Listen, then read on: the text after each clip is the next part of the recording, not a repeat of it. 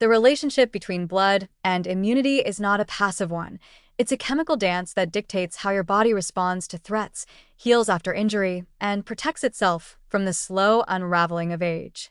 As we grow older, the composition of our blood shifts in subtle but profound ways, and these changes ripple outward to shape the immune system's behavior, sometimes for the worse.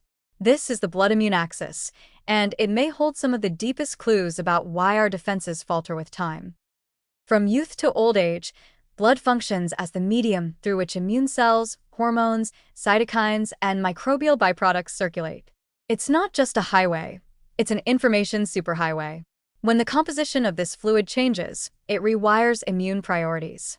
With aging, the message the blood carries becomes less about protection and more about quiet, simmering alarm. That's where chronic low-grade inflammation, or inflammaging, begins to take hold. It's like a fire that never quite dies down, smoldering through the bloodstream and subtly exhausting the body's ability to defend and repair itself. One of the most striking changes occurs in the behavior of T cells, the precision fighters of the adaptive immune system. Young blood helps maintain a diverse, flexible population of naive T cells, ready to respond to unfamiliar pathogens. But over time, and especially under the influence of pro-inflammatory blood chemistry, this population dwindles. What remains is a growing army of memory T cells that are hyper-focused on past invaders, but increasingly dysfunctional. These cells become senescent, alive but no longer effective, producing inflammatory signals rather than meaningful defense. They clog the immune response, creating a traffic jam of aged cells that no longer do their job, but refuse to die. Meanwhile, other circulating factors in the blood subtly sabotage immune balance. Increased levels of IL-6, TNF-alpha, and CRP are all hallmarks of inflammaging and are commonly found in the blood of older individuals.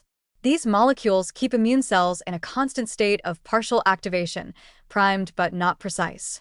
This chronic alert status creates collateral damage in tissues and drains the regenerative capacity of the immune system.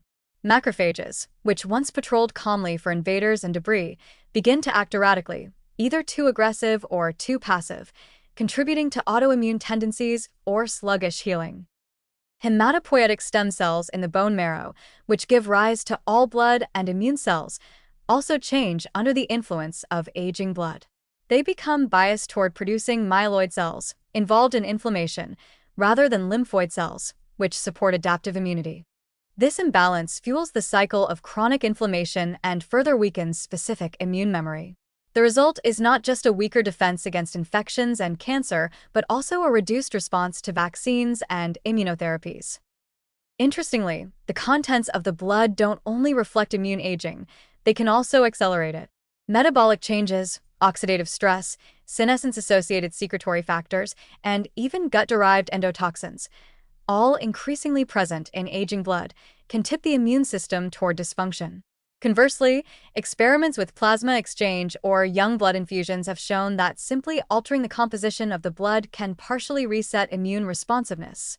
In animal models, the introduction of youthful blood factors has revived T-cell activity, reduced systemic inflammation, and improved overall immune tone, suggesting that the blood's chemical signals play a commanding role in immune programming.